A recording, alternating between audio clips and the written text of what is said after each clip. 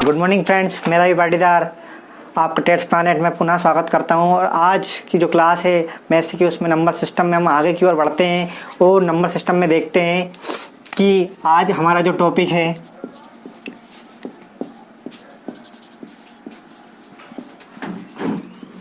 Number system में सबसे पहले आज हम देखेंगे डिविजिबिलिटी रूल।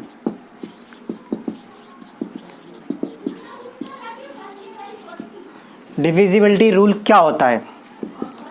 विभाज्यता का नियम।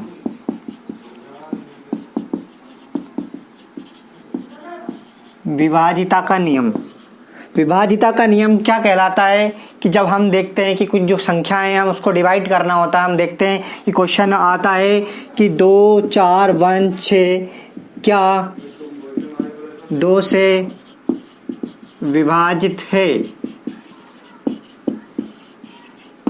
तो हम ये देखेंगे कि हमें हर बार क्वेश्चन को क्या करना पड़ेगा, डिवाइड करके देखना पड़ेगा। तो डिवाइड करने के लिए हमें बहुत समय लगेगा, इसीलिए मैं कुछ ट्रिक्स लेकर आया हूँ आज आपके लिए, जैसे आपको ये सोचने और समझने में ज़्यादा समय नहीं लगेगा कि कौन सा नंबर किसको डिवाइड करता है। तो सबसे पहले हम जो डिविजिबिलिटी रूल की बात करते हैं उसमें सबसे पहले देखते हैं 2 का डिविजिबिलिटी रूल क्या है। 2 का विभाज्यता का नियम, मतलब 2 का डिविजिबिलिटी रूल क्या है ये हम आपको आज बताएंगे। सबसे पहले देखिए कि 2 से कौन कौन सी संख्याएं कट सकती है।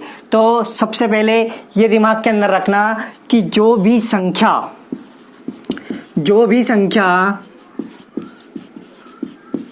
2 से विभाजित होती है, 2 से विभाजित होती है, मतलब हमें ये देखना है कि 2 का डिविजिबिलिटी रूल में हमें यही वो देखना है कि 2 से कौन कौन सी संख्याएं भाग चली जाती है। तो मैं आपको बताने वाला हूं कि जो भी संख्या सम संख्या हो, सम संख्या कौन सी होती है ये आपको मैं पहले के वीडियो में बता चुका हूं। 0, 2, 4, 6 और 8, जिसके अंत में ये नंबर आते हैं वो सारी संख्याएं सम संख्याएं कहलाती है। और जो 2 होगा वो इन सारी संख्याओं को काट देगा। जैसे कि मैं बात करूं, अभी मैंने एग्जांपल लिखा था 2, 4, 1, 6 क्या 2 से विभाजित है, तो हमें भाग करने की जरूरत नहीं पड़ेगी। हमने इकाई के अंक को देखा जिस पर 2, 0, 2, 4, 6, 8 लिखा है। 0, 2, 4, 6, 8 एक ऐसी संख्या है जो सम संख्या है, मतलब कि जो लास्ट का जो डिजिट है यदि सम संख्या है तो वो संख्या 2 से विभाजित होगी। मतलब इसका जो आंसर होगा ये होगा कि 2, 4, 1, 6 2 से विभाजित होगी। मतलब समझ में आया आप लोगों को कि मैं कहना क्या चाहता हूं कि जिस संख्या में अंत में सम संख्या आती है वो संख्या 2 से विभाजित होती है। 2 से विभाजित होती है मतलब वो संख्या जो सम संख्या होगी वो 2 से विभाजित होगी। अब बात करते हैं 3 के विभाज्यता का नियम। 3 का विभाजित नियम। 3 का विभाज्यता का नियम क्या कहलाता है? सबसे पहले बात करूं कि 3 के विभाज्यता का नियम इस प्रकार है कि जैसे मैं बात करूं 2, 4, 1, 6 क्या 3 से विभाजित है। अब 3 के विभाजित के नियम में हमें यह देखना होता है कि जो ये डिजिट होती है उनको हम जोड़ते हैं। जैसे हमने 2 के में बोला था कि अंत में हमें सम संख्या देखनी है, 3 के विभाज्यता के नियम में हम ये देखते हैं कि हम जो डिजिट होती है उनको जोड़ते हैं। जैसे कि 2 + 4 + 1 + 6, 2 और 4 6 और 1 7, 7 और 6 13। क्या 13 3 के पहाड़े में आती है या 3 से विभाजित होती है? नहीं होती है। 13 3 से विभाजित नहीं होती है पूरी तरह से। तो 2416 भी 3 से विभाजित नहीं होगी। मतलब कि कहना क्या है कि जो हम 3 का जो विभाजिता का नियम होता है वो देखते हैं, तो क्या देखते हैं, जो संख्याएं होती हैं उनको जोड़ते हैं। संख्याओं को जोड़कर जो उसका योग आता है उसको 3 से विभाजित करके देखते हैं। यदि हो जाता है तो वह संख्या भी 3 से विभाजित होगी, अन्यथा नहीं होगी। अब हम दूसरा एग्जांपल देखते हैं, जैसे 729, 7 और 2, 9, 9 और 9 कितना हो गया, 18। 18 3 से डिविजिबल है, बिल्कुल है। 3 6 18, मतलब 7 to 9 भी किससे डिविजिबल होगा, 3 से डिविजिबल होगा। मतलब कि आपको समझ में आया कि हम डिजिट को यदि जोड़ रहे हैं और उस डिजिट का जो सम आएगा उसको यदि हम 3 से डिविजिबल करके देख रहे हो पा रहा है, तो वो संख्या भी किससे डिविजिबल होगी, 3 से डिविजिबल होगी। अब हम बात करते हैं 4 के डिविजिबिलिटी रूल की।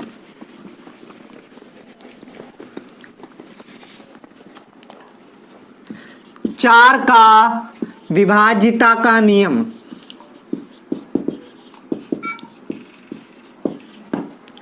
चार का विभाजिता का नियम क्या कहलाता है कि कोई सी भी संख्या हो, 2416, हमने यही एग्जाम्पल लेके चल रहे हैं बहुत देर से, तो हम ये देखते हैं 4 के विभाजिता के नियम में ये 2 के विभाजिता के नियम से थोड़ा सा अलग है। हम 2 के विभाजिता के नियम में देखते थे कि अंत में सम संख्या होनी चाहिए।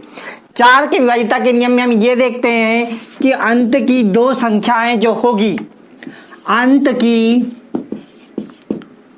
2 संख्या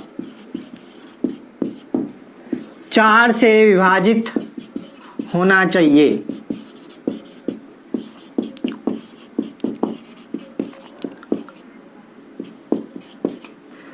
जैसे कि 2416 में जो लास्ट डिजिट है 2 वो 16 है। 16 को 4 से डिवाइड करके देखता हूं, डिवाइड हो रहा है, मतलब 2416 भी 4 से डिविजिबल होगा। 20 26 में 26 ऐसी डिजिट है, लास्ट की 2 डिजिट देखना है 4 के डिविजिबिलिटी रूल में, तो 4 से डिवाइड करके देखता हूं, 4 से डिवाइड नहीं हो रहा है 26, मतलब कि ये जो नंबर है 2026 4 से डिवाइड नहीं होगा। और एग्जाम्पल्स देखते हैं हम। 728 को में जो लास्ट की 2 डिजिट है वो किससे डिविजिबल है, सच्चुक 28, 4 7 28, 7 बार जा रहा है 28, मतलब लास्ट की 2 डिजिट को डिवाइड करके देखते हैं, यदि डिवाइड हो रही है तो पूरा नंबर पे डिवाइड होगा। जैसे कि मैं बात करूं 1 2 3 4 5 6 7 8 2 8, ऐसा नंबर दिया हमें। अब हमें देखना है कि 4 से डिवाइड हो रहा है या नहीं। ये क्वेश्चन दे दिया कि 1 2 3 4 5 6 7 8 2 8 नंबर क्या 4 से डिविजिबल है, तो मैं इसको एग्जाम में करने बैठूंगा तो कम से कम 4 मिनट लगा दूंगा। तो मेरे पास एक ही आइडिया है कि 4 से डिविजिबिलिटी का रूल क्या है। मुझे पता है कि जो अंत के 2 नंबर है उसको मैं देखता हूं चेक करके, डिवाइड करके कि वो 4 से डिवाइड है कि नहीं। तो मैंने देखा 28 4 से डिवाइड हो रहा है, मतलब ये पूरा नंबर भी 4 से डिवाइड होगा। तो आसानी से बात समझने वाली ये है कि 4 का जो डिविजिबिलिटी रूल है उसमें हम देखते हैं कि जो अंत की जो 2 डिजिट होती है वो 4 से डिवाइड होना चाहिए। अब मैं बात करता हूं 5 के डिविजिबिलिटी रूल की। 5 का नियम क्या कहता है? 5 का नियम कहता है कि अंत में केवल या तो 0 हो या 5 हो।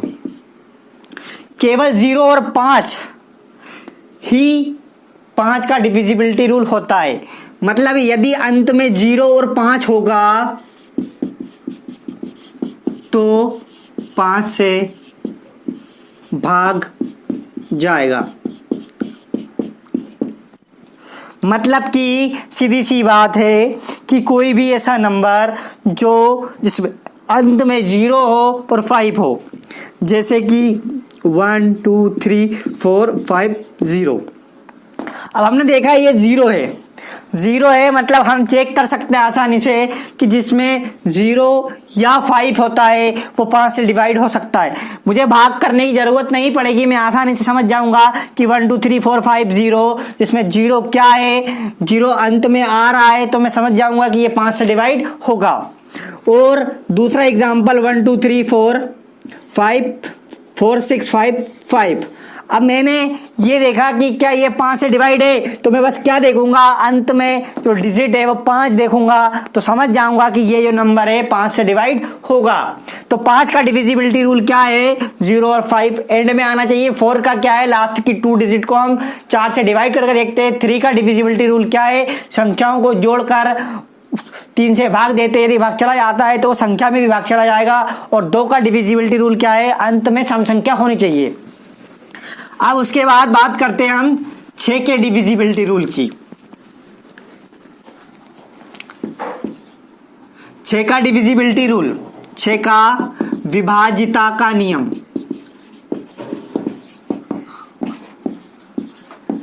6 का विभाजिता का नियम क्या है कि 6 किसका मल्टीपल होता है, 2 और 3 का। तो सीधा सा तात्पर्य ये है कि पहले वो 2 के विभाजिता के नियम को क्या करे, फॉलो करे, और फिर 3 के विभाजिता के नियम को फॉलो करे। मतलब हमें इस संख्या को डिवाइड करने के लिए, चेक करने के लिए हमें ये देखना पड़ेगा, 2 स्टेप्स मेथड का उपयोग करना पड़ेगा, जिससे हम क्या कर सकते हैं, किसी भी नंबर को चेक कर सकते हैं कि वो 6 से डिविजिबल है या नहीं। जैसे नंबर लिखा है 1 2 3 4 5 6। अब ये जो नंबर है, इस नंबर को चेक करना है 6 से भाग जा पा रहा है या नहीं। 6 से भाग जा पा रहा है, उसके लिए पहली कंडीशन बनती है कि वो 2 के डिविजिबिलिटी रूल को फॉलो कर रहा है या नहीं। 2 का डिविजिबिलिटी रूल बता चुका हूं, जिसमें अंत में एक सम संख्या होगी, वो 2 से भाग जाती है। अब इसने क्या करा, 2 का डिविजिबिलिटी रूल ये है कि 2 का डिविजिबिलिटी रूल सम संख्या तो आ रही है 6, परंतु अब दूसरी जो स्टेप्स है वो क्या है कि मुझे ये देखना है कि वो 3 का नियम फॉलो कर रहा है या नहीं। तो 3 का नियम क्या कहता है कि मैं डिजिट्स को जोड़ता हूं, और उस डिजिट्स के सम को 3 से विभाजित करके देखता हूं। तो 3 और 3 6 4 10 5 15 15 और 6 21। 1 और 2 3 3 और 3 6 4 10 5 15 और 6 21 21 आ गया 21/3।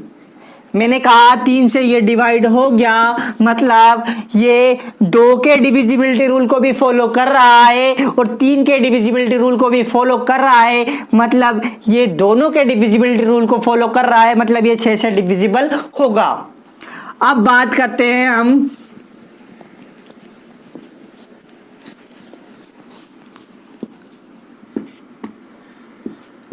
8 का विभाजिता का नियम।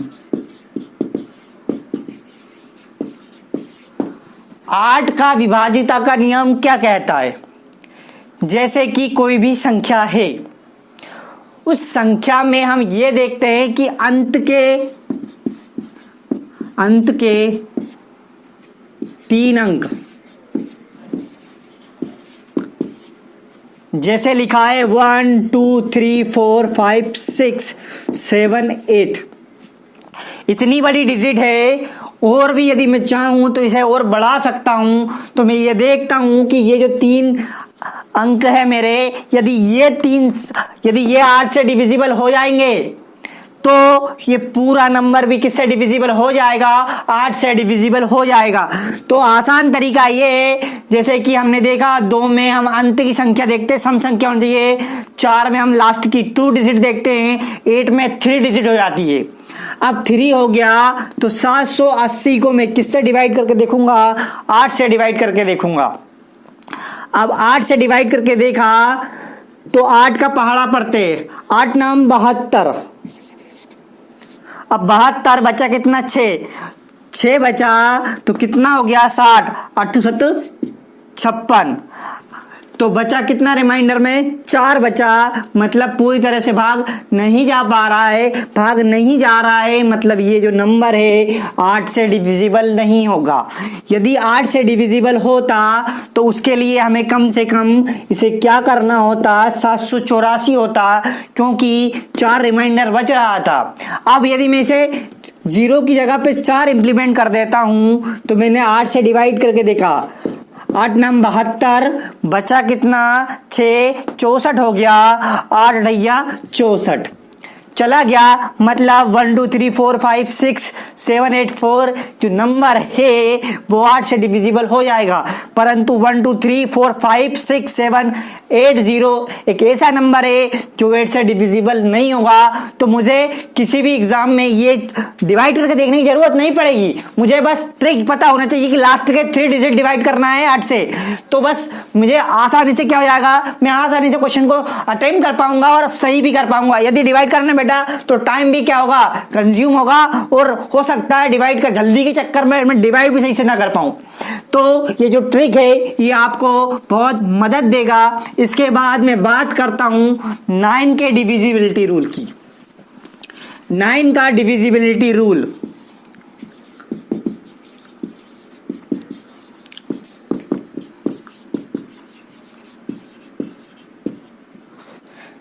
नाइन का जो डिविजिबिलिटी रूल है वो इस प्रकार है कि 9 में हम 3 के जैसे ही क्या करते हैं? ऑपरेशंस लगाते हैं कि जो नंबर से उसके डिजिट्स को जोड़ते हैं। जैसे बात करूं 7 29, बस अंतर यह है कि 7 + 2 + 9, मैंने जहां 3 में किया था कि डिजिट्स को जोड़ा था, वही काम मैं यहां पर भी कर रहा हूं कि केवल डिजिट्स को जोड़ रहा हूं। 7 2 9 9 और 9 18, वहां हम 3 का डिविजिबिलिटी रूल पढ़ रहे थे इसलिए 3 से डिवाइड कर रहे थे। यहां 9 का डिविजिबिलिटी रूल पढ़ रहे हैं इसलिए डिवाइड भी किससे करेंगे? 9 से करेंगे। तो 9 दूनी 18, मतलब ये जो 729 है ये किससे डिवाइड होगा? 9 से डिवाइड होगा, क्योंकि उसका सम 9 से डिवाइड हो रहा है, मतलब वो संख्या भी 9 से डिवाइड होगी। अब बात करता हूं मैं 6 4 2 4 2। अब ये जो संख्या है इसको मैं देखता हूं कि ये संख्या जो हमारी 9 से डिविजिबल है या नहीं। सबसे पहले तो मैं ये देखता हूं कि ये जो संख्या है मेरी, ये इसका सम निकालने की कोशिश करता हूं। 6 4 + 2 + 4 + 2 + 2, 6 और 4 10, 2 12, 12 और 4 16, 16 और 2 18, 18 और 2 20, 6 4 10, 2 12, 12 4 16, 16 2 18, 2 20, मतलब 20 जो है 9 के टेबल में नहीं आता है। 9 के टेबल में नहीं आएगा, मतलब कि 6 4 2 4 2 2 नंबर जो है मेरा वो 9 से डिविजिबल नहीं होगा। अब बात करता हूं मैं किसकी? मैं 10 के डिविजिबिलिटी रूल की बात करता हूं। 10 का डिविजिबिलिटी रूल क्या है? 10 का डिविजिबिलिटी रूल क्या है? 10 का विभाजिता का नियम।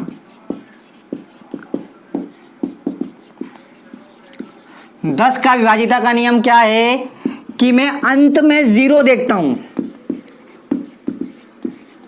अंत में 0 जिस संख्या के होगा केवल वही संख्या 10 से विभाजित होगी।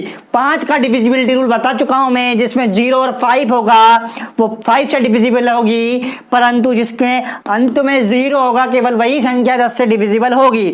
जैसे 2 3 4 1 0, तो 0 लिखा है मतलब ये 10 से डिविजिबल है, 5 से डिविजिबल है, परंतु साथ साथ किससे? 10 से भी डिविजिबल है। मतलब कि 10 का डिविजिबल रूल यही होता है जिसमें हम क्या करते हैं कि जो संख्या या अंत की जो संख्या उसमें 0 होना चाहिए।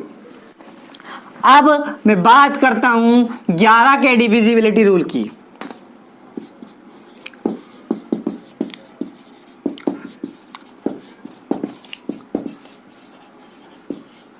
11 का विभाजिता का नियम क्या कहता है कि जो सम प्लेसेस है, मतलब इवन प्लेसेस और ओड प्लेसेस का जो डिफरेंस है या तो 0 होना चाहिए या फिर 11 का मल्टीपल होना चाहिए।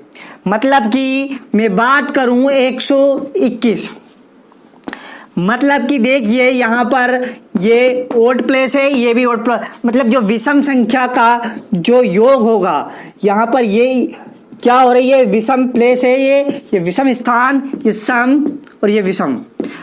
ये नंबर से सम और विषम नहीं हो रहा है, ये पहले नंबर पर आ रहा है इसीलिए विषम, ये दूसरे नंबर पर आ रहा है इसलिए सम, ये तीसरे नंबर पर आ रहा है इसलिए विषम। ये नहीं कि ये 1 2 1 लिखा है कि 2 सम संख्या होती है इसलिए नहीं, ये इसका तरीका नहीं होता है। एक एग्जाम्पल और 1331। अब यहां पर देखिए ये हमारे पास ओड प्लेस है, ये इवन है, ये ओड है और ये इवन है। तो देखिए यहां पर तो सारे ओड थे, बस हम पोजीशंस की बात कर रहे हैं कि जो पोजीशंस होती है इवन ओड, जो इवन का सम ओड के बराबर होना चाहिए या फिर उनका जो डिफरेंस है वो 11 के मल्टीपल के बराबर होना चाहिए। तो देखिए ओड का जो सम होगा वो कितना होगा, 3 + 1 बराबर 4 और 3 और 1। तो जो इवन का प्लेस है वो भी 4 है और ओड का प्लेस है वो भी 4 है, दोनों का सम बराबर आ रहा है, मतलब कि ये संख्या है 11 से डिविजिबल होगी। आशा करता हूं कि जो आज मैंने ये आपको विभाजिता के नियम समझाए ये आपको अच्छे लगे होंगे। अब हम हमारे दूसरे टॉपिक की ओर चलते हैं कि अभी हमने जो विभाजिता के नियम पढ़े हैं ये हमें आसान तरीके बता देते हैं जिससे हम क्या कर सकते हैं, हम चीजों को आसानी से समझ सकते हैं कि कौन सा नंबर किस संख्या से भाग जाएगा। और ये जो बड़े बड़े एग्जाम्स होते हैं उनमें कुछ क्वेश्चंस दे देते हैं कि ये बताइए ये किस नंबर से डिविजिबल है, तो हम केवल देख कर ही क्या कर सकते हैं, बता सकते हैं कि नंबर किससे डिविजिबल होगा। अब हम नंबर सिस्टम में हम चलते हैं प्रीडिसीजर और सक्सेसर की ओर। प्रीडिसीजर और सक्सेसर मतलब क्या होता है, पूर्ववर्ती और अनुवर्ती। यदि मैं बात करूं पूर्ववर्ती, पूर्ववर्ती क्या होते हैं, पूर्व का मतलब क्या होता है, पहले, मतलब कोई भी संख्या का जो पूर्ववर्ती होगा उसका एक नंबर पहले होगा। जैसे मैं बात करूं 6 का पूर्ववर्ती, 6 का पूर्ववर्ती क्या होगा, 6 में से क्या करेंगे, 1 माइनस करेंगे, तो 6 का पूर्ववर्ती क्या हो गया, 5।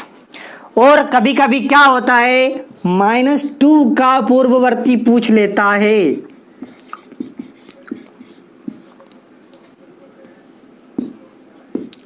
पूर्ववर्ती पूछ लेता है, -2 का पूर्ववर्ती। मैंने क्या कहा है, पूर्ववर्ती का मतलब क्या होता है, पहले।